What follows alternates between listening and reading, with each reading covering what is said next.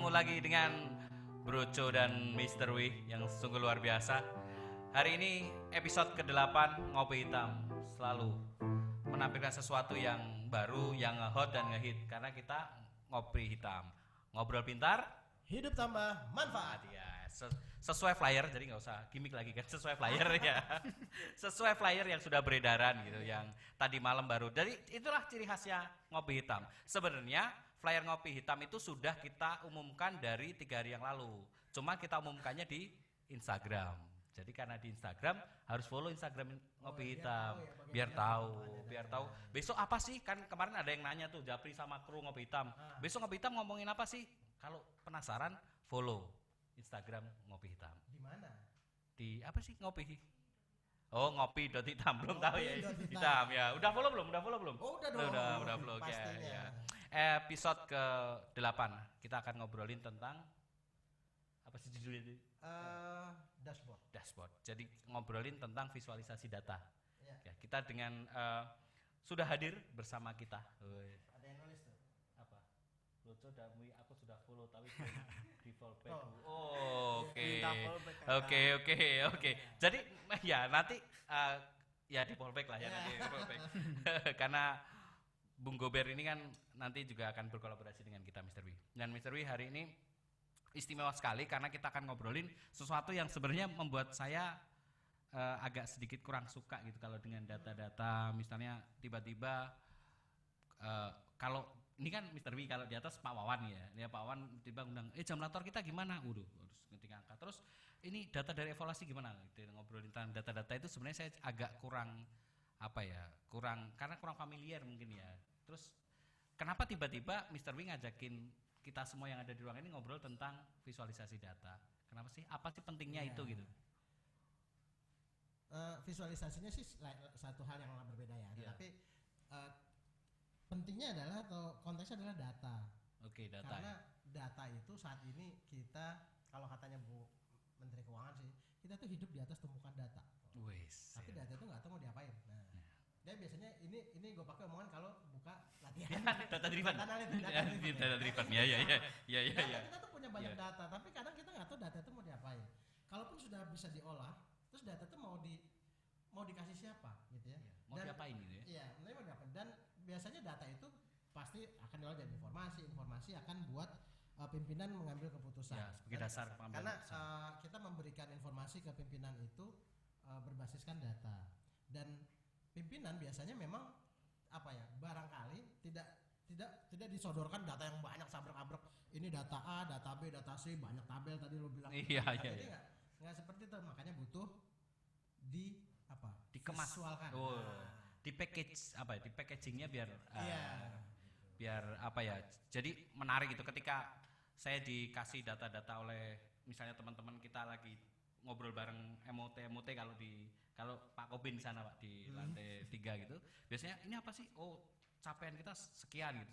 Terus indeksnya sekian gitu. Angka-angka gitu. Saya kadang-kadang ini apa? Terus ini buat apa gitu. Kadang-kadang bingung. Mungkin karena disajikannya seperti itu agak-agak bukan mentah juga sih sebenarnya udah di mengkel ya hampir matang ya. Kalau kata nasi tuh nasi belum tanak gitulah ya gitu barat kata.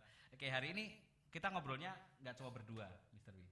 Iya. Ada tamu kita ya. Itu tamu atau bukan sih sebenarnya?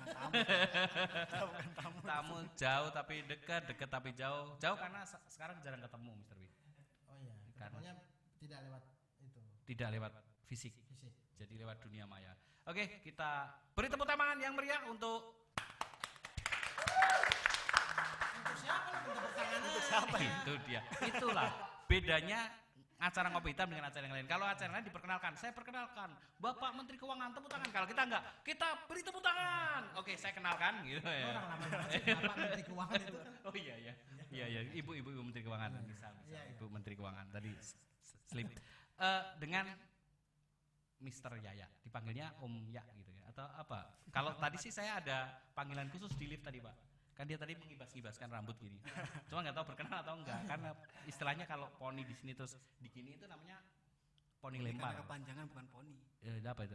Karena kepanjangan aja, bukan poni. Bukan poni. Itu nggak terima kan kita panggil aja Om Yaya. Gitu. Iya, Om Yaya. Oke, Om Yaya. Oke, lanjut Mister Wi. Ada yang ditanyakan ke Om Yaya gitu. Omnya mau ngapain di sini? Ngopi, Pak. Hah? Ngopi. Ah, Oh, iya, iya. Ngopi hitam.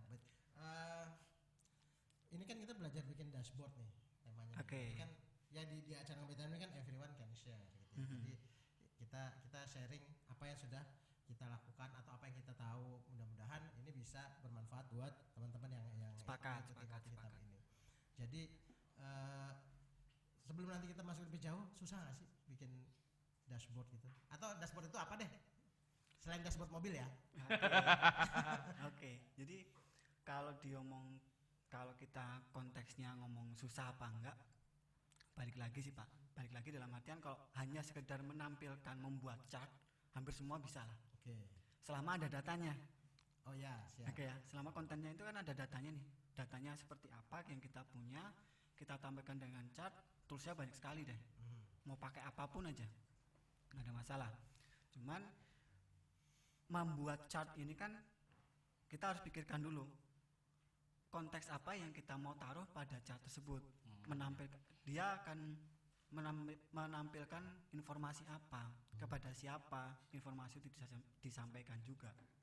Jadi konteksnya adalah kita tahu dulu informasi itu untuk siapa, keperluannya untuk apa, kemudian baru kita tarik dulu nih data kita siap atau enggak. Oh. Oke, jadi kalau sekedar menampilkan saja toolsnya banyak sekali. Ya. Mau ditampilin juga apa? Oke, iya. Dan Heeh. Mr. Wi tadi menyinggung apa yang disampaikan Mr. Wi tadi bahwa data itu, informasi itu biasanya untuk para pengambil keputusan kira-kira. Mungkin kita tanya kali ya, kalau Iya. di sini kebetulan saya lihat sudah ada Ibu Kapus nih, Bu Heni selaku apa ya, top manajemen di Pusdikat KU. Kira-kira kalau data gitu, kita terus disajikan data gitu, maunya seperti apa sih dalam rangka mengambil keputusan, datanya ditampilkan seperti apa kira-kira gitu. Oh iya. Terus ini kan pada saat lu tadi ngomong ke gue itu kan ibunya udah dengar. Apa pasti kita tanyakan lagi atau? Iya, tanyakan lagi. Iya, tanyakan lagi. Oh, iya. Apa enggak Mr. Wi? Tanyakan. Iya, Bu Heni, selamat siang Ibu.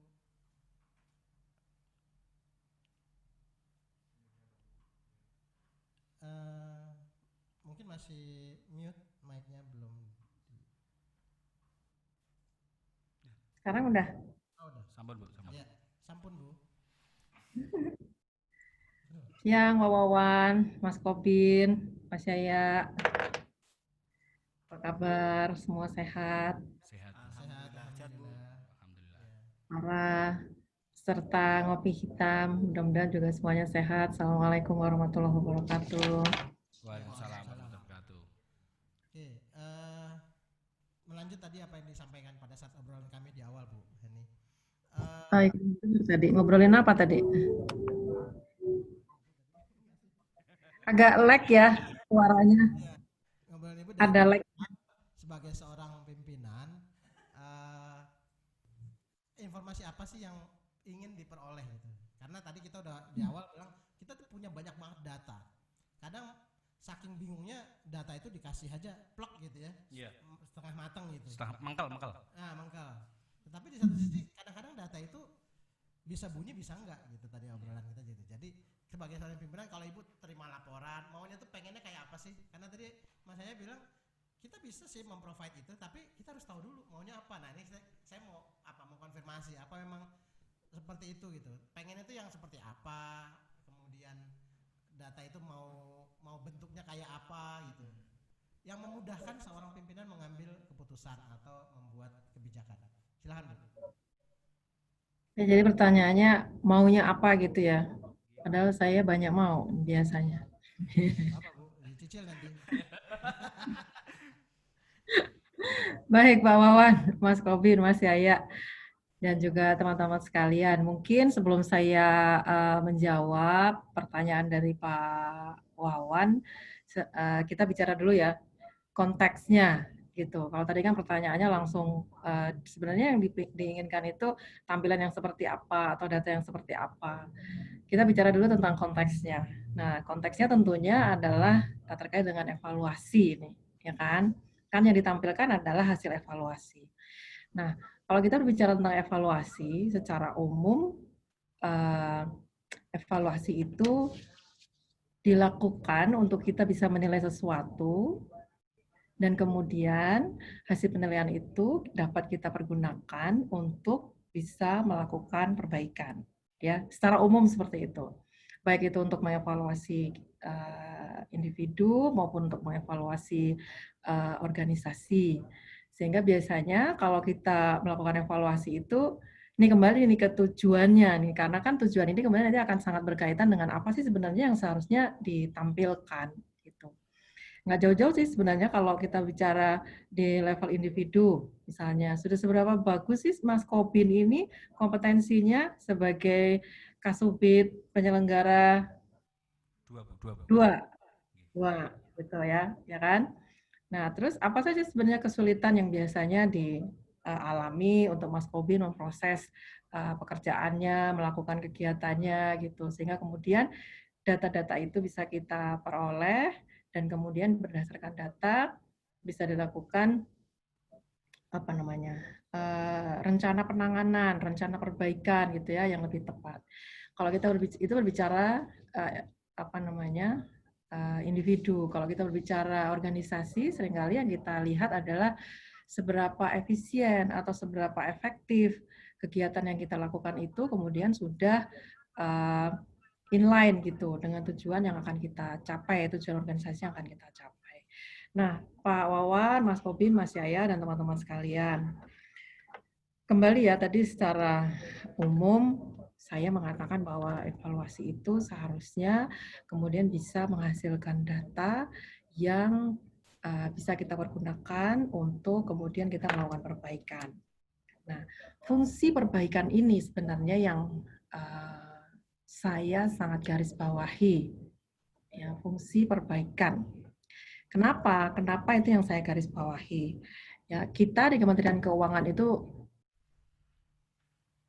secara budaya organisasinya dan mungkin juga dari tipikal pekerjaannya sangat didrive oleh apa namanya kebutuhan untuk atau sangat didorong oleh kebutuhan untuk bisa memberikan hasil yang terbaik.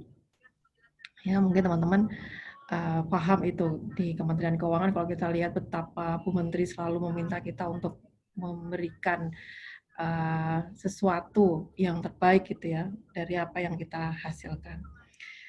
Nah, sehingga apa namanya kita dituntut untuk selalu fokus pada kualitas dan itu bisa kita lakukan dengan melakukan perbaikan secara terus-menerus.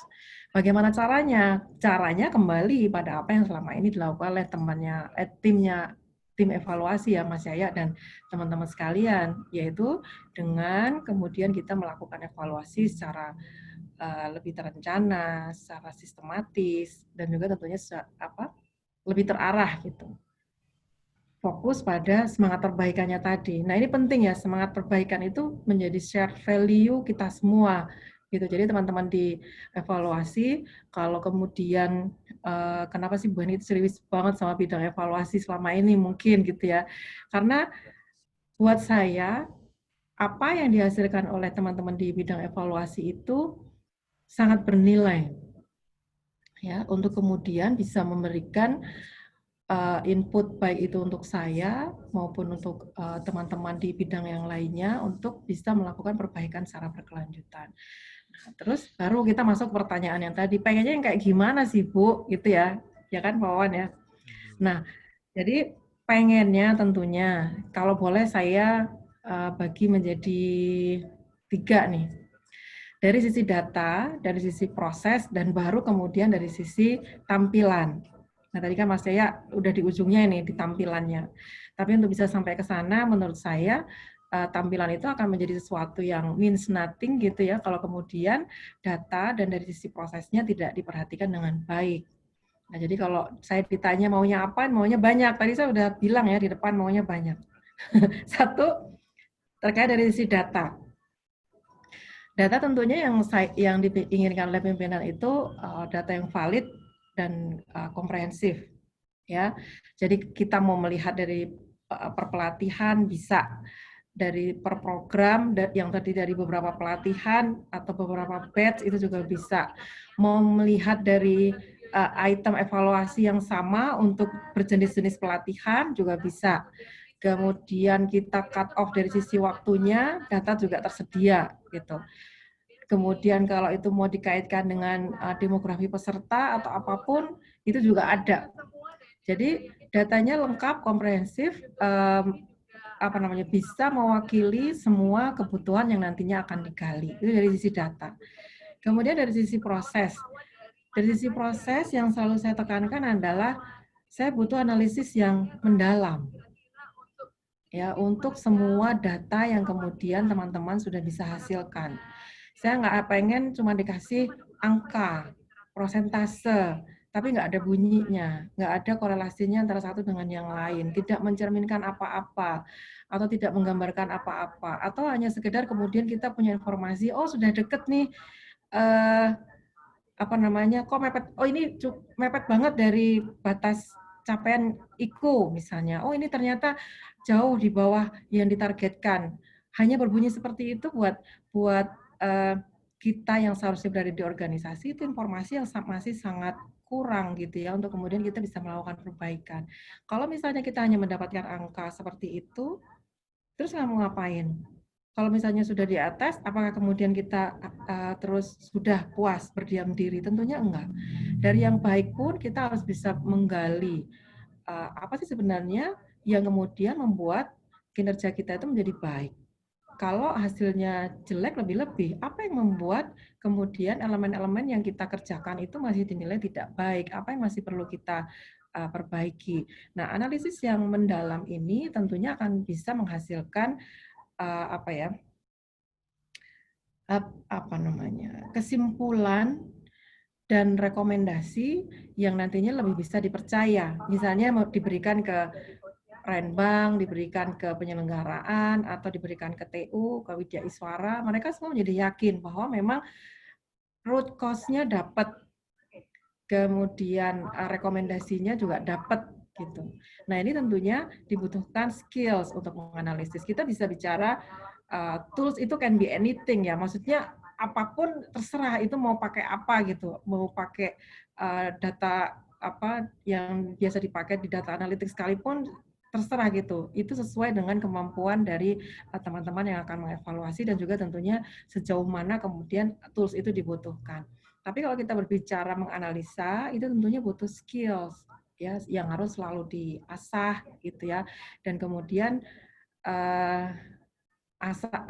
proses mengasah ini lebih kepada mengasah kepekaan untuk melihat keterkaitan antara fenomena satu dengan yang lainnya, sehingga kemudian kalau ada sesuatu yang terjadi, teman-teman itu langsung kepikiran gitu, kok ini bisa begini ya, kok itu bisa begini ya, apa mungkin ini karena ini, atau mungkin ini karena yang itu gitu. Nah kemudian kepekaan terhadap hal itu, saya yakin itu nanti akan bisa menghasilkan analisis yang mendalam. Kemudian ketika mempropos sesuatu bahwa ini loh akar masalahnya, dan ini usulan atau ini alternatif solusinya, itu membuat kita yang diberikan hasil dari evaluasi itu juga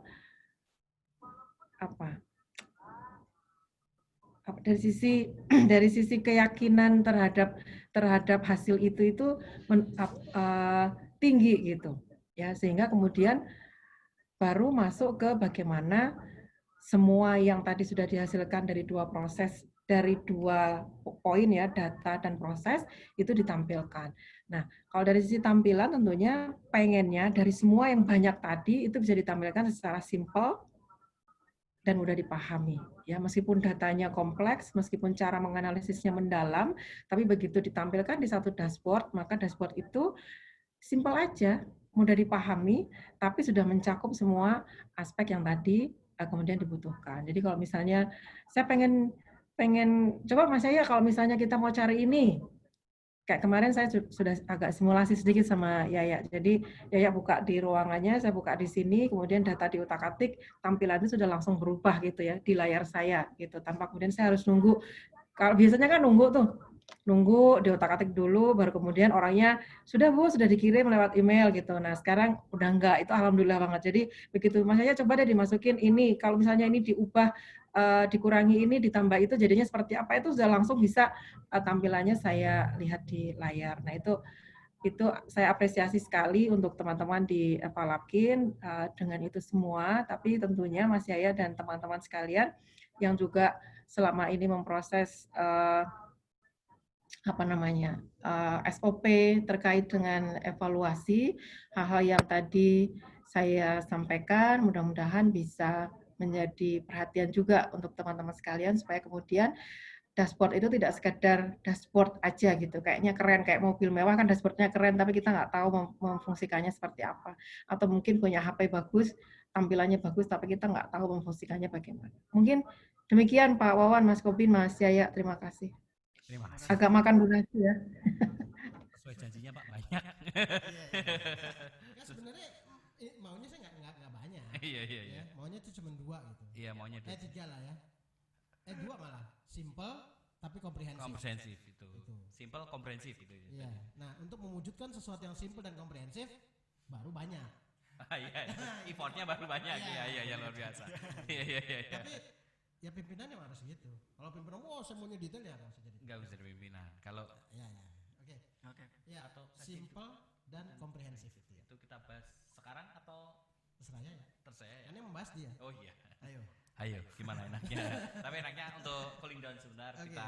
Nanti kita akan lanjutkan obrolan tentang simple dan komprehensif tadi. Oke, kita akan tetap di layar Anda dan kita akan ketemu lagi di sesi berikutnya. Tidak lama lagi.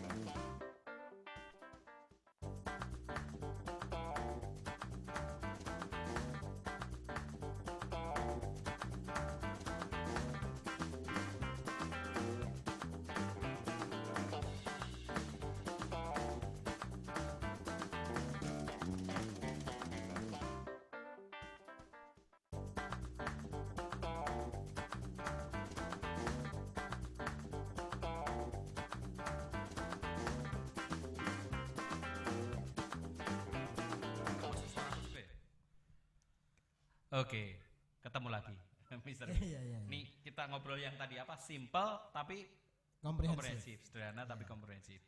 Ya, Mas Yaya. Yep. Dari data yang banyak, kita tuh punya data. Tadi Ibu mencontohkan case data evaluasi. Kalau kita di BWPK kan pasti banyak tuh. Evaluasi itu adalah tempat ngumpulnya semua data, mulai dari awal sampai akhir gitu kan, dari semua proses, baik dari data internal maupun data dari peserta pelatihan dan lain-lain. Dari data segitu banyak, bagaimana membuat itu menjadi simple? Oke, kalau kita ngomong mensimplifikasi data gitu ya, mensimplifikasi data sebenarnya kembali seperti yang sebenarnya Bu Heni tadi udah sampaikan, tergantung dengan konteksnya kita maunya seperti apa. Data kan bisa macam-macam ya, bisa data peserta, bisa data evaluasi, kemudian bisa evaluasi pun ada 2 ya Pak ya, ada data kalau di Evalap kan ada penyelenggaraan, ada evaluasi pengajarnya. Nah, bagaimana data itu kita berikan suatu konteks, kemudian menghasilkan informasi yang memang bisa sesuai dengan kebutuhan. Simplifikasinya seperti apa? Simplifikasinya adalah misalkan kan kita tidak mungkin menampilkan misalkan data itu data evaluasi penyelenggara misalkan dalam satu kelas. Iya, kita simplifikasinya yang mau dihitung apa sih? Yang mau kita tampilkan apa? Kemudian misalkan dalam satu semester kita punya satu satu macam pelatihan, kemudian di sana ada 3 batch. Kita tidak mungkin tampilkan dalam 3 macam tabel. Padahal sebenarnya ini sama. Simplifikasinya seperti apa? Kita bisa bikin timeline. Bagaimana dengan kita bikin timeline, kita bisa tahu tuh naik turunnya ada di mana, kapan dia naik. Dia naiknya di awal tahun nih, tapi begitu menuju ke tengah tahun kok turun. Nah, itu bisa kita jadikan sebagai indikator.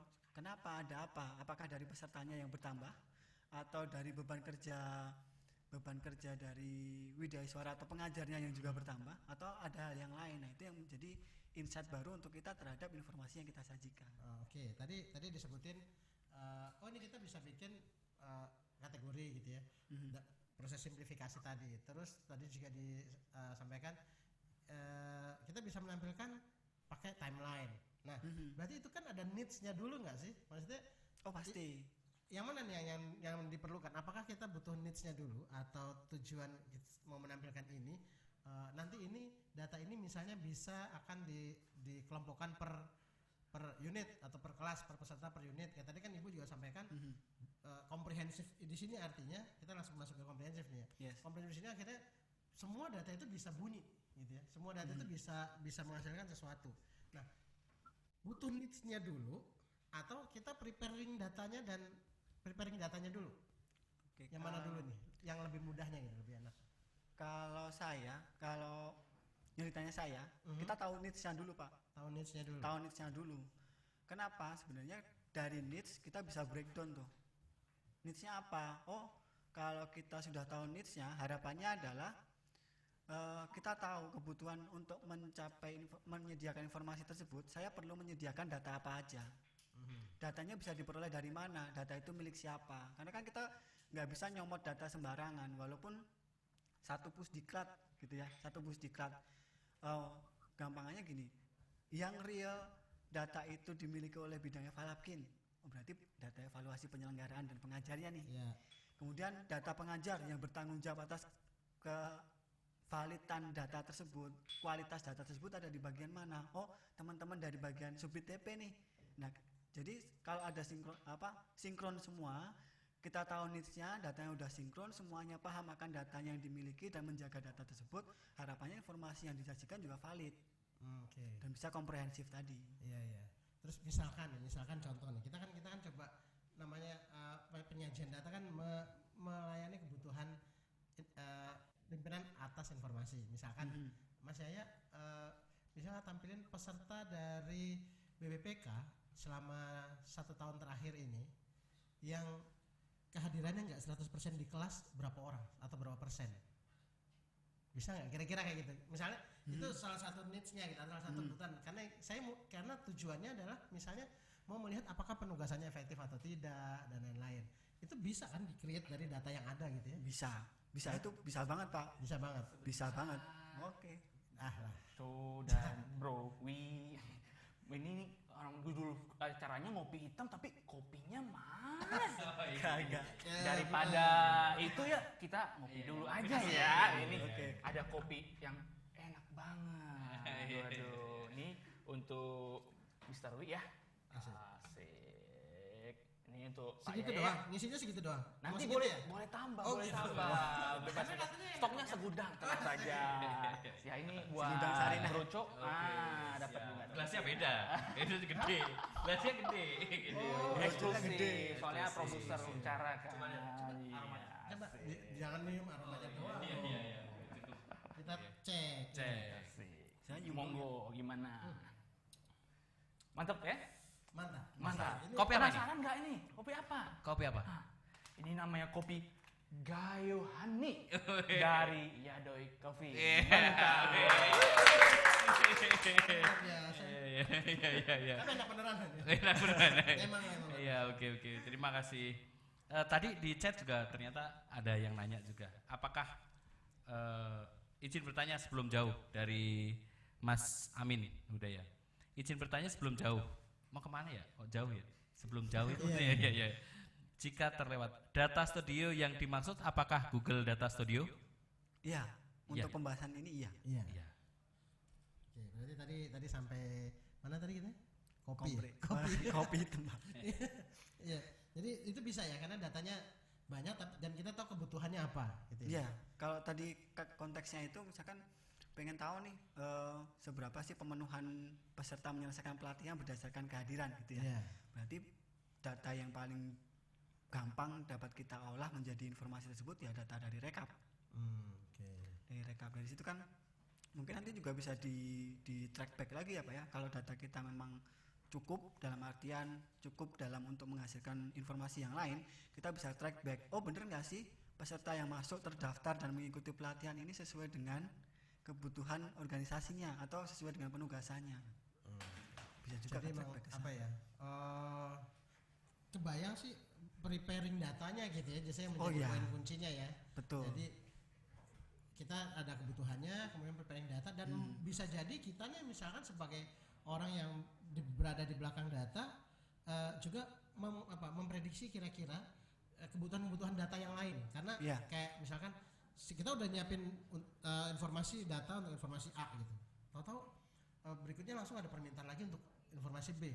Nah, kalau tidak disiapkan secara komprehensif datanya kan berarti butuh waktu lama lagi untuk menyiapkannya. Sepakat, gitu ya. sepakat. Jadi kalau mungkin nanti teman-teman mungkin tertarik ke ikut diklat di Wih, KU ya. diklat, ya, Jadi iya, penguatan. data analitik Ada ya? Ada, Diklat iya. di KU? Iya ya gini. Data dan pengolahan. Nah, itu kan sebenarnya ilmu itu kita dapatkan kalau teman-teman ikut di data analitik, walaupun memang kita harus mendalami sendiri juga, kita tahu dulu karena kan seperti yang Pak Wan tadi bilang, data kita banyak, klasifikasinya apa aja. Nah, itu kan perlu dipikirkan, informasi yang perlu bisa dihasilkan apa aja. Kalau kita punya yang namanya nanti pembahasannya lain lagi sini Pak, nanti ngomongin data lake dan sebagainya, Iya, itu lebih jauh lagi, nanti lebih dalam lagi. Cuman yang sekarang dengan data yang kita punya aja dulu nih, Oke. kita identifikasi, oh informasi yang bisa muncul seperti ini, menjawab kebutuhan nggak? Seperti itu dulu. Kalau menjawab kebutuhan, membantu pelaksanaan proses bisnis, itu oke banget. Oke.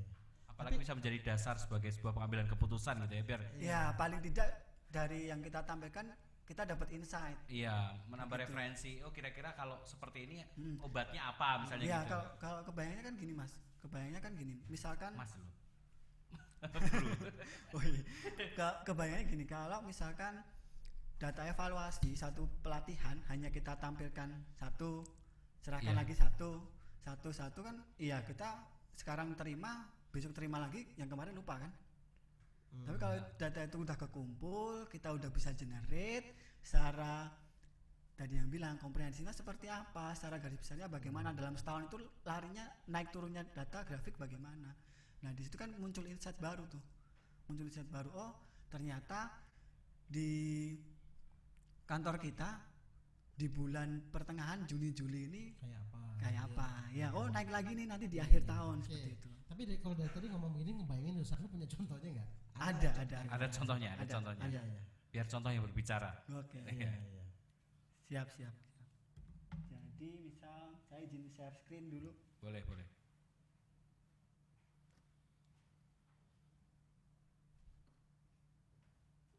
Ini salah satu jawaban tadi ya, Mr. Wi. Jawab yang contohnya itu yang simple tapi komprehensif tadi.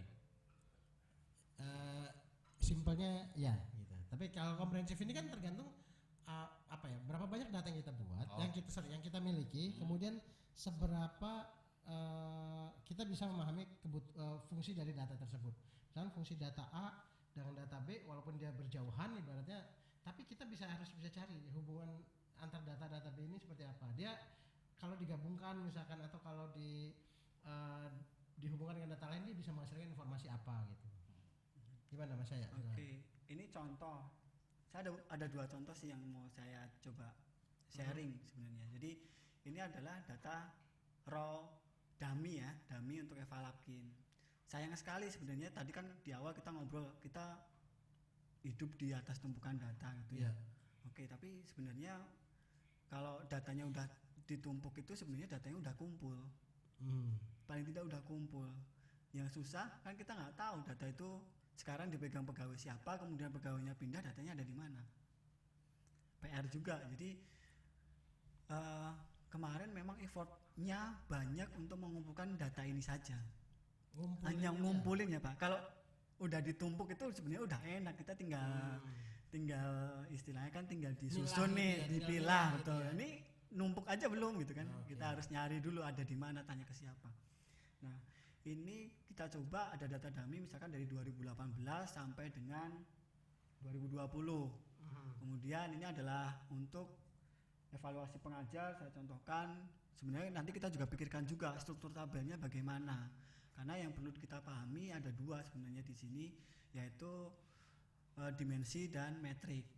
Dimensi itu apa? Dimensi itu adalah kolom pada suatu tabel yang kita bisa pakai sebagai kategorisasi pengkelompokannya. Mengelompokkan data ini pakai apa? Bisa pakai yang kolom yang mana? Nah, itu jadi dimensi. Kemudian yang metrik, ini yang mana yang mau kita hitung, mana yang mau kita utak-atik nih menghasilkan nilai sesuatu. Dari situ itu sebenarnya basicnya hanya itu saja, sambil kita belajar bagaimana caranya menyusun struktur tabel yang sesuai. Seperti itu. Nah, ini contoh dummy-nya. Saya tidak banyak menjelaskan di sini prosesnya. Nanti kita, karena prosesnya sebenarnya berat dan banyak untuk menghasilkan struktur tabel yang di sini. Kalau sekedar menampilkan, mengkreasikan chart dan lain sebagainya, tools can be anything gitu kan tadi.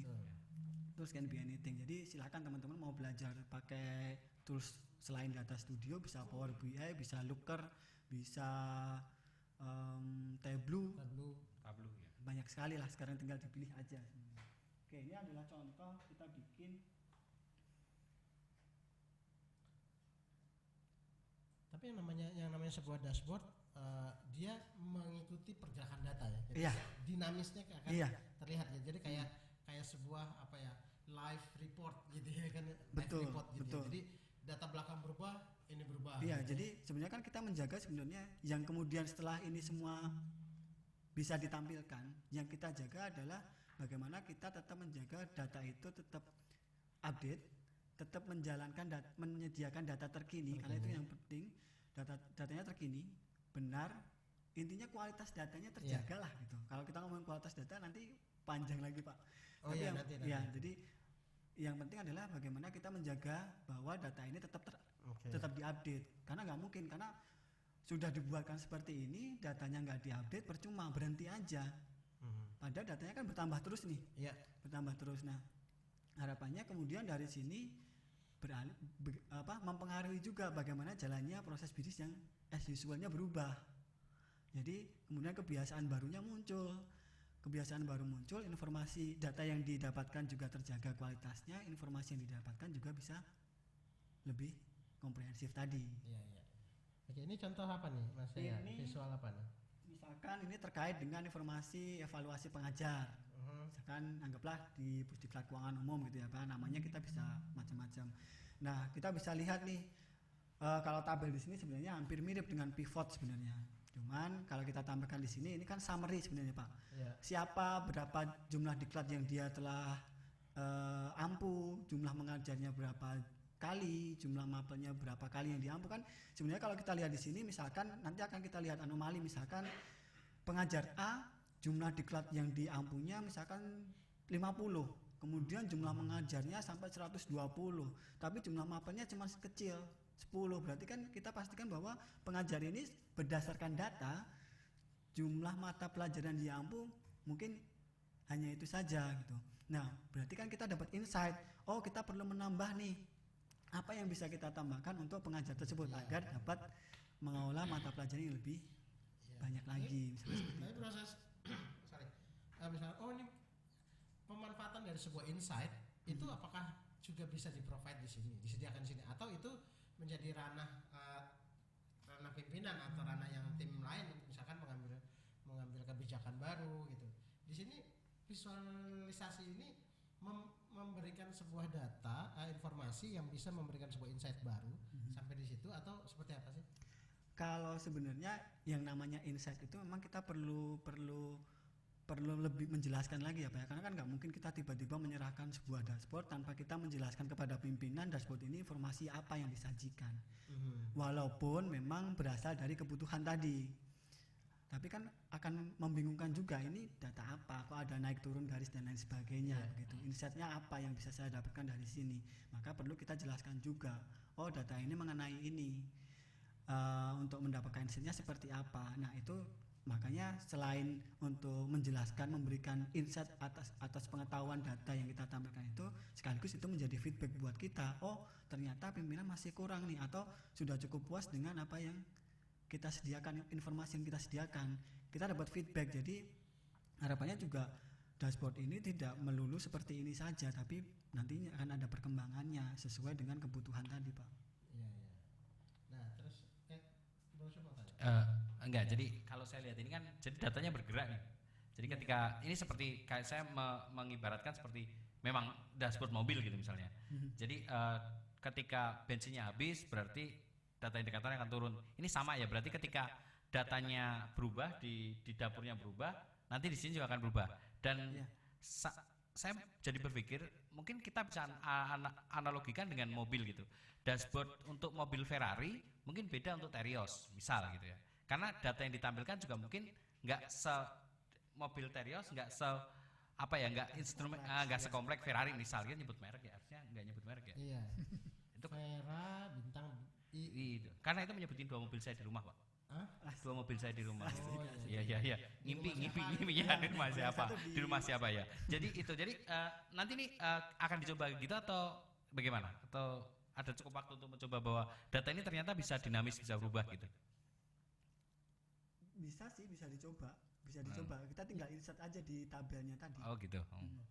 Nah ini kan ya misalkan kalau ini mungkin ada pengkategorian gitu ya, ada based on tahun, kemudian ada quarter, bulan. Ini kalau itu diganti dia ikut ganti gitu ya? Ya, ini semacam filter saja sih Pak. Jadi kan kalau di sini sebenarnya kita bisa bikin filternya bisa macam-macam. Filternya bisa menggunakan drop down seperti ini atau kita mau filter berdasarkan pakai tabelnya. Tabelnya kita juga bisa jadikan sebagai alat filter. Oh iya. Jadi kebutuhan yang kita butuhkan apa gitu ya, tinggal jadi lihat. Kan, nanti kan jadi ngomong desain dashboard. Kalau ngomongin desain dashboard ya nanti terserah siapa yang akan mendesain. Ada pelatihannya kok di Iklan lagi. Iklan. Tapi kan gini, kalau pimpinan atau orang yang akan kita provide informasinya kan nggak perlu lihat dapurnya. Oh yes. Datanya kan nggak perlu lihat sekali datanya, walaupun tadi Ibu Heri sampaikan ya harus diyakinkan juga proses pengumpulan pengolahannya itu juga valid gitu untuk data itu. Berarti kan untuk kebutuhan ini tinggal diganti-ganti dan ini aja yang mereka lihat ya sebagai pengguna informasi. Dashboard inilah ya sebagai front end-nya ya. Yeah. Jadi mereka tinggal pilih ini hasilnya apa, ini hasilnya apa gitu ya. Waktu itu dulu pernah lihat dashboard yang modelnya kita bisa kayak menggabungkan. Jadi misalnya pernah pakai gitu. Jadi ada kita perlu misalnya berapa jumlah laki-laki, kemudian dari mana kita tinggal tarik, klik enter, informasi jadi gitu. Itu tools ya. Datanya tetap kita yang provide, Pak. Oh, kita yang provide. Oke. Karena ada pertanyaan menarik juga nih, Mas saya di bawah tuh. Dari Mbak Dewi. Izin bertanya. Iya, diizinkan. Di bidang Evalabkin Pusku sudah mengimplementasikan dashboard apa saja dan data yang sudah disubmit sudah berapa tahun? Terima kasih. Oke, mewakili bidang Evalabkin berarti ya. Oh iya. Mewakili bidang Evalabkin. Jadi yang kami sudah coba provide, kami coba sediakan dashboardnya, mungkin beberapa juga sudah digunakan untuk rapat persiapan dan lain sebagainya atau di DKO juga. Ya, pertama kita bikin pertama kali itu evaluasi penyelenggaraan dan pengajar. Ya, itu jadi 2 dashboard yang berbeda karena secara struktur datanya juga berbeda. Kemudian ada satu lagi itu terkait dengan evaluasi pasca pembelajaran. Nah, kalau tadi ngomong bagaimana datanya bergerak dan lain sebagainya akan lebih nyambung sebenarnya kalau evaluasi pengajar dan penyelenggara kan terisi ini ya secara periodik kalau ada diklat berjalan. Kalau nanti akan implementasinya akan terlihat jelas saat kita mencoba implementasi itu di evaluasi pasca pembelajaran. Kita hubungkan tuh dari Google Form ditarik ke Google Sheet, kita tidak perlu unduh lagi untuk diolah secara offline, kita olah langsung di Google Sheet-nya.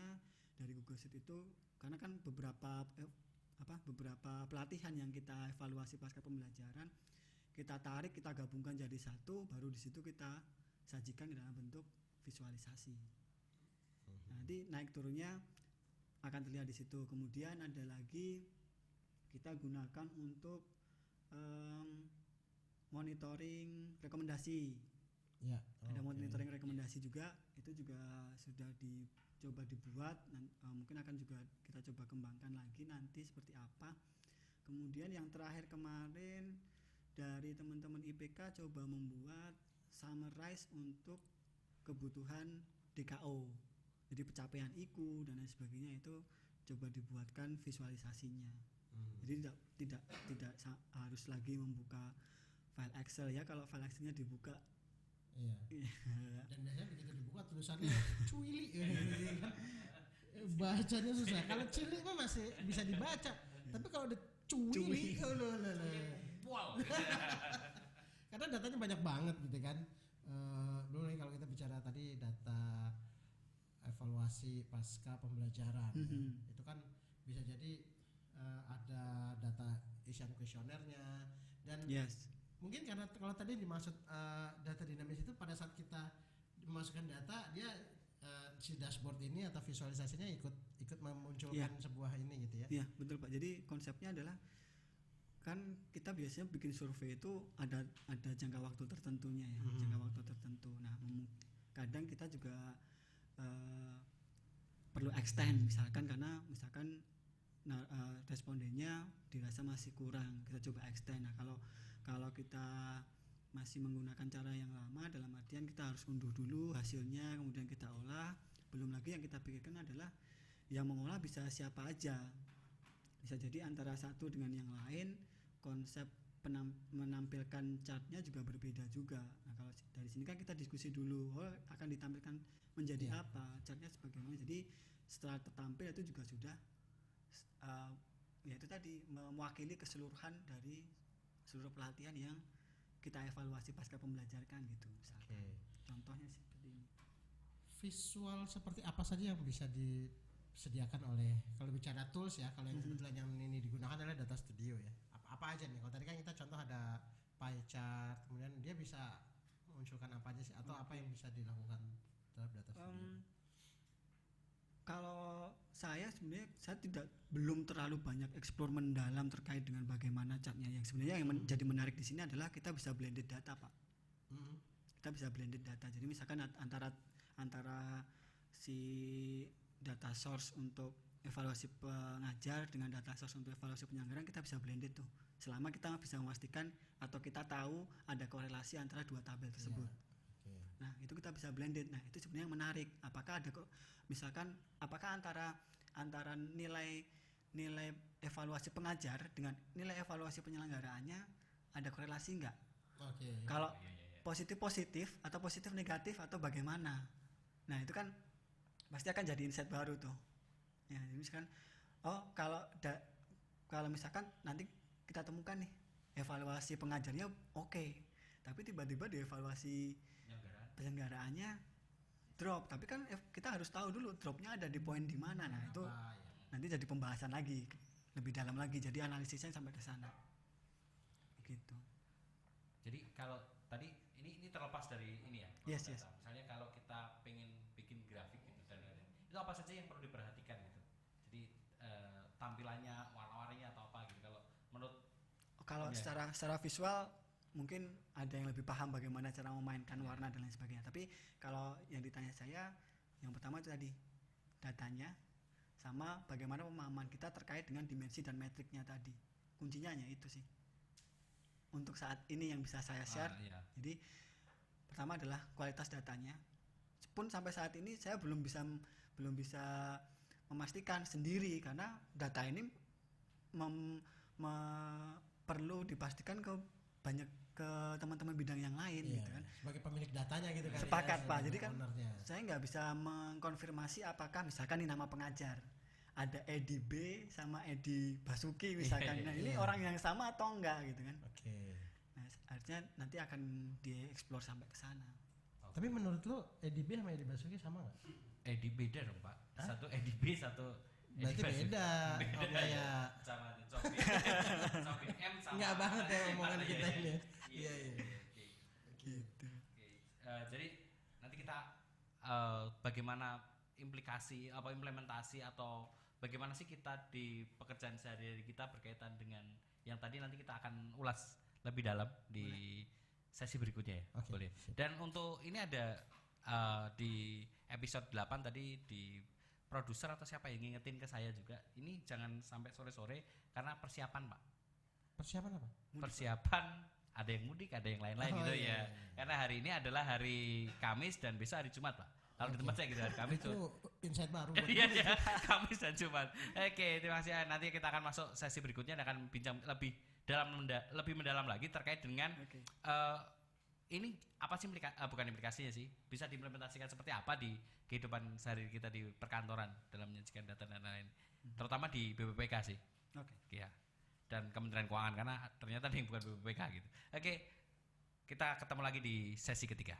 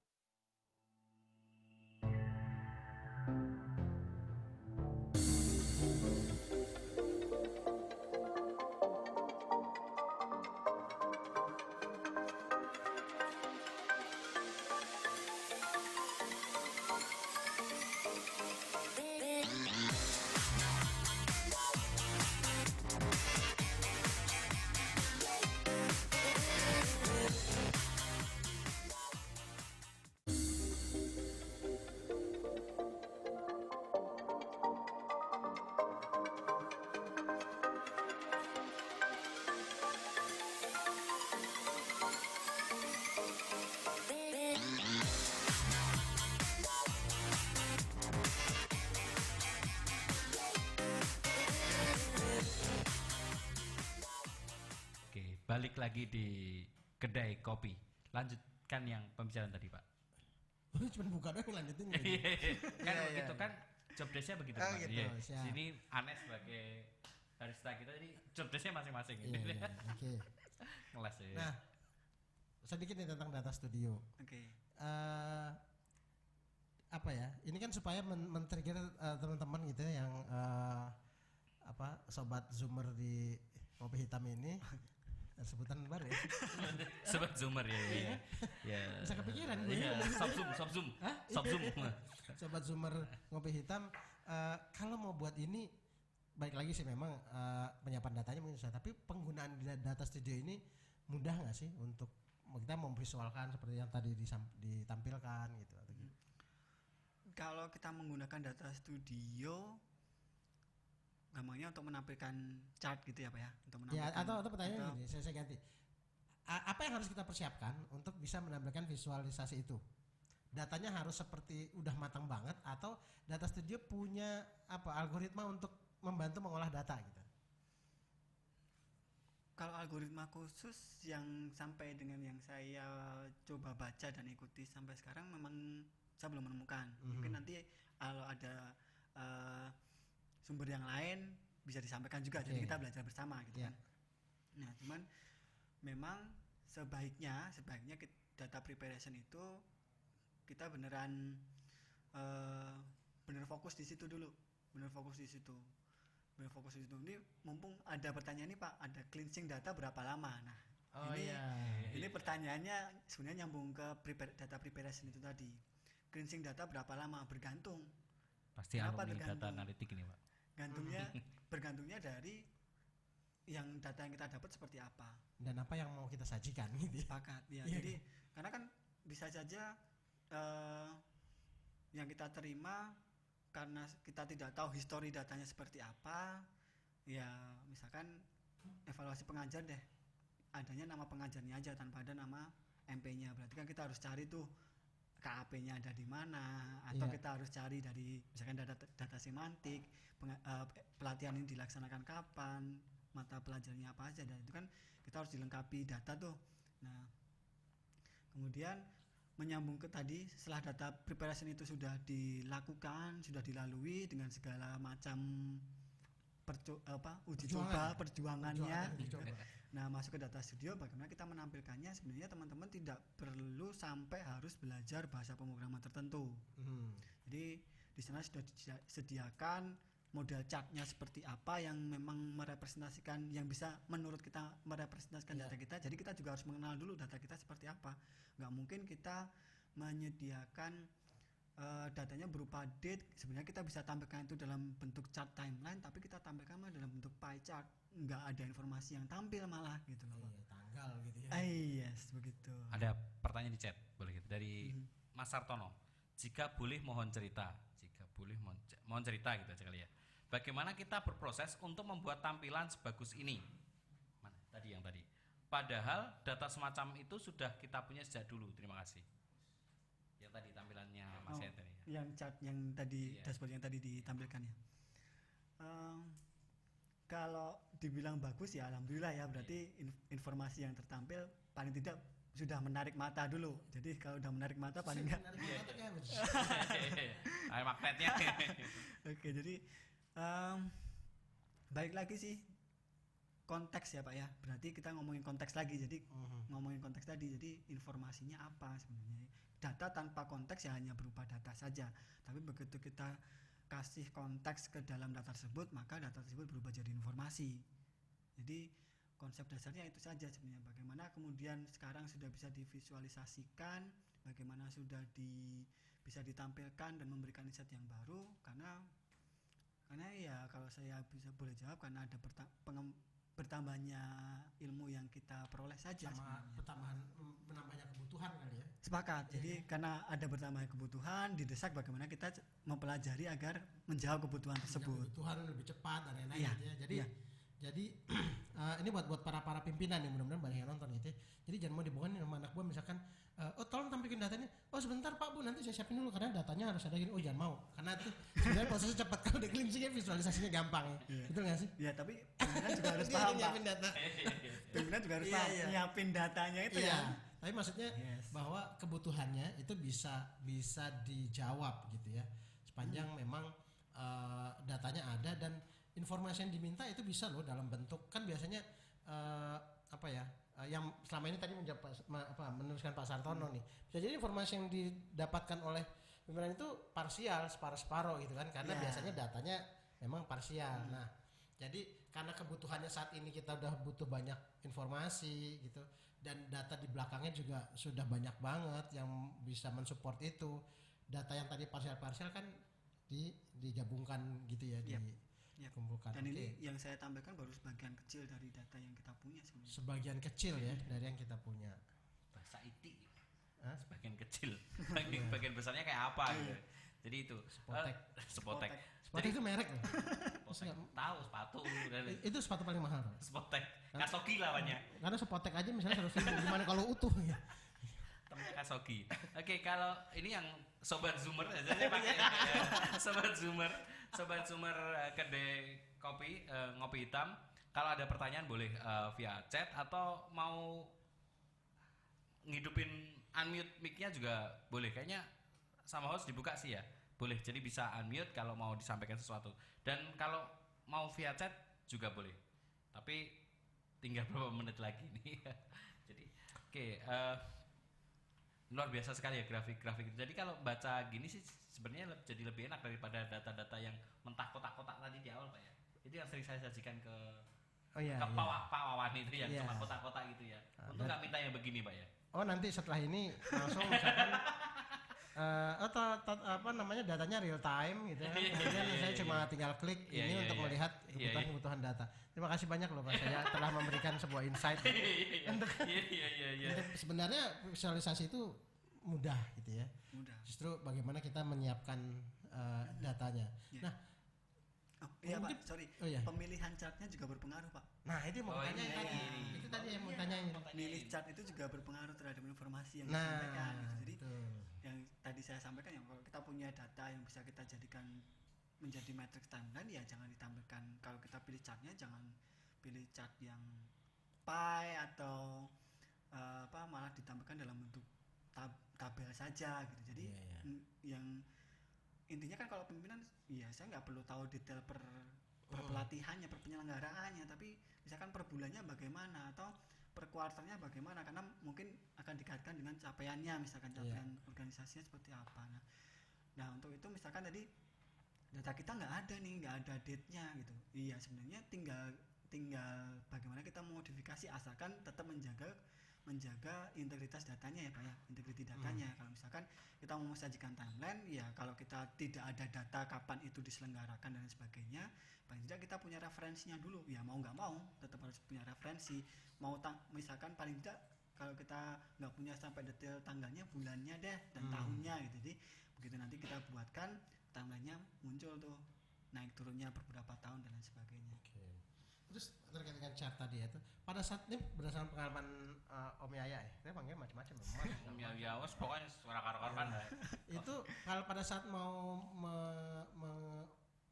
menyiapkan datanya, itu sebelumnya udah kebayang nggak ini bakal nanti divisualkan kayak gini nih, makanya kita harus nyiapin datanya kayak gini, itu udah ada kebayang atau yang penting kita provide cleansing data atau mempersiapin datanya dulu gitu?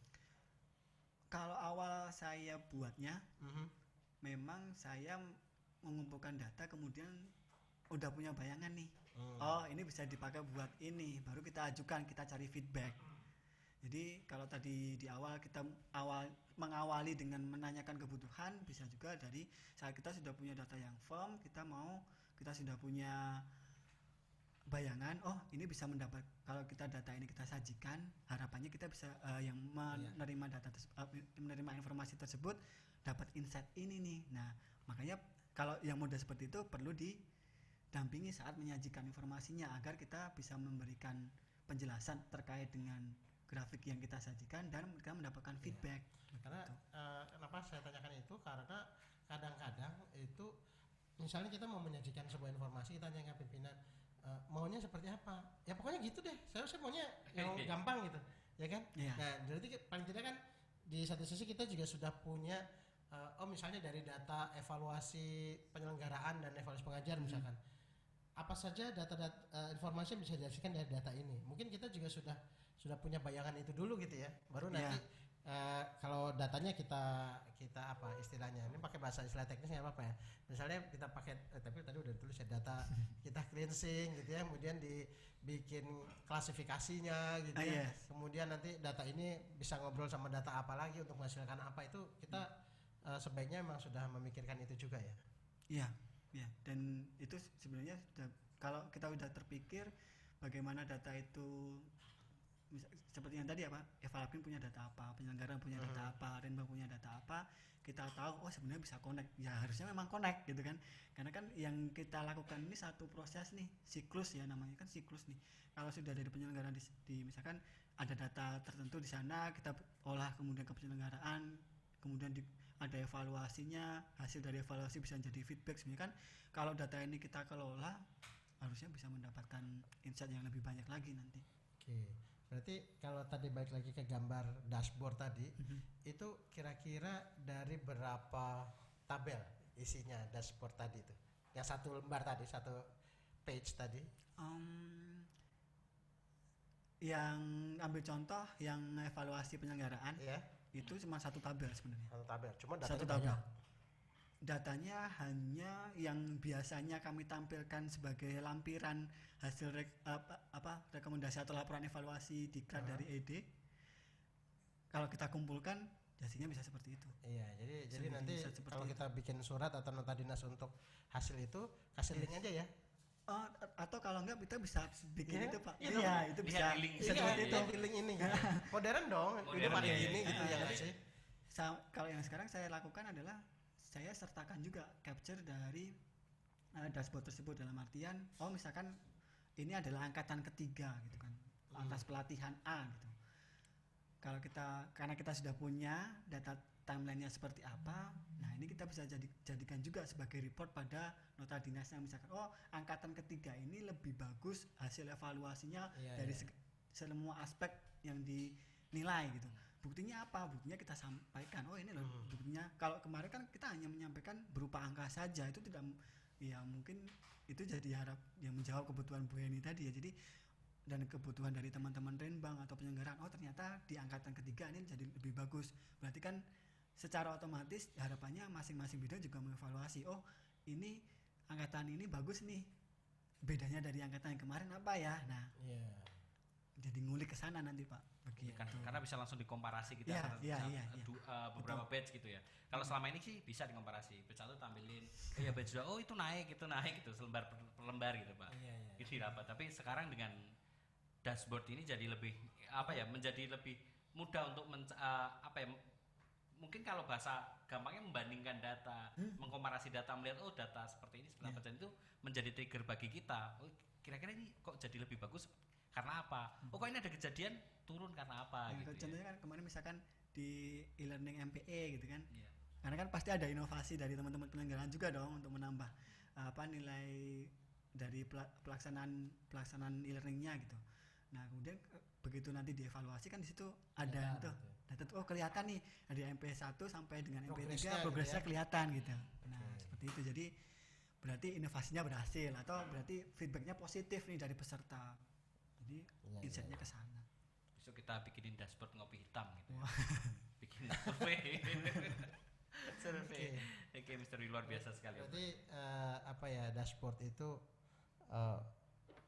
tampilan depannya. Jadi yang kita perlu persiapkan adalah data dan bagaimana data itu bisa menghasilkan informasi yang tepat gitu. Jadi tapi di lain sisi visualisasinya juga sangat penting juga, sangat berpengaruh juga terhadap kecepatan misalnya pengambilan keputusan, kecepatan melihat tadi komparasi atau perbandingan dan kecepatan menghasilkan sebuah analisis atau insight baru dari visualisasi. Jadi harapannya kan kalau misalkan anggaplah kalau kita sedang rapat persiapan deh, kita pengen tahu rapat persiapan pelatihan B gitu.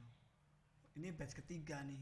Tapi kan pada waktu rapat persiapan bisa juga dong ngambil pengalaman dari 2 angkatan yang terdahulu gitu. Kalau kita harus datanya masih seperti kemarin, filenya ada di mana, PIC-nya siapa, berbeda dan lain sebagainya kan susah juga. Kalau sudah kita sajikan seperti lama. Nanti sebentar Pak saya ini dapat persiapannya bisa 1,5 hari. Lama. Terus abis itu nanti pimpinan rapatnya kalau diklat yang sama tahun lalu atau 2 tahun lalu gimana ya? Waktu yang pengajarnya sempat ngajar ini. Sebentar saya tanyakan dulu. Besok, ya kan? 2 hari setengah rapatnya. Nanti dengan ini bisa lebih cepat. Harapannya itu Pak. Rapat persiapan 3 hari gitu ya. Jadi itu sekaligus menjawab pertanyaan tadi ya Mas. Jadi bagaimana kita bisa mengaplikasikan pemanfaatan visualisasi data ini dengan pekerjaan kita sehari-hari. Begitu. Oke, jadi intinya tadi kita di sini itu buat closing nih. Iya, jangan intinya dulu buat closing. Jadi obrolan kali ini agak dari beberapa episode ini agak berbobot ya, luar biasa sekali, teknis sekali ya, tapi luar biasa. Dan itulah Ngopi Hitam, ada sesuatu yang kita obrolkan, sesuatu yang hot dan hit. Kenapa saya sampaikan ini hot dan hit? Karena dashboard ini sekarang lagi, kalau dibilang sudah lama sebenarnya, cuman untuk dibuat informasi yang seperti tadi lagi hot-hotnya itu, dan ini akan menjadi sesuatu yang hit karena begitu tampilan semudah itu dibaca, jadi orang akan nyaman dengan tampilan dashboard itu tadi. Karena yang tadi yang penting data penting, tapi bagaimana memvisualisasikannya juga nggak kalah penting gitu kan. Datanya bagus tapi bentuknya tabel-tabel juga pusing juga ya Pak. Oke, dari obrolan kita yang hampir sudah lebih 60 menit lebih dikit gitu, closing remark dari Pak Om Yaya. Om Yaya dulu ya. Takutnya sama gitu kan nanti ya. Om Yaya dulu. Oke, kalau dari saya sebenarnya untuk membuat seperti yang sudah kita lakukan di KO, intinya adalah bagaimana kita mempersiapkan data. Seperti yang sudah kita bahas tadi, bagaimana kita mempersiapkan data, kita tahu data itu milik siapa, dan saat kita sudah tahu data itu milik siapa, harapannya itu membawa datanya bisa terstruktur, terorganisir, dan data tersebut menjawab kebutuhan komprehensif tadi. Nah, kemudian yang kedua adalah itu baru tahap pengumpulannya. Dari pengolahannya juga penting. Dari pengolahan ini bagaimana kita menyediakan tambahan kolom tertentu dan lain sebagainya agar data itu menjadi ada tambahan. Misalkan kalau memang harus diagregasikan, agregasinya harus seperti apa? Apakah hanya perlu dijumlah? Apakah itu kemudian dirata-ratakan? Nah, kan itu akan membawa makna juga dari data tersebut. Kemudian yang terakhir adalah bagaimana kita bisa menyajikan informasi sesuai dengan kebutuhan dengan memanfaatkan tools yang sudah disediakan. Di sini yang perlu dipahami adalah bagaimana kita bisa menjaring atau membedakan antara dimensi dan matriks tadi. Setelah dimensi dan matriks tadi kita sudah pahami, bagaimana kita memilih bentuk chart yang sesuai dengan kebutuhan kita. Jadi intinya teman-teman tinggal menyiapkan datanya, belajar mengolah datanya seperti apa, dan silakan mulailah berkreasi untuk membuat informasi dari data yang teman-teman sudah siapkan. Begitu. Mr. W. Iya bisa. Gantian urut. Nabrak Iya, ditabrak. tahu. Kayak gitu buat ngomongin malah ditabrak. Untung nggak kelihatan kamera. Dilus. Iya. Tadi ada yang nabrak kamera. Oh ada ya. Iya. Oke.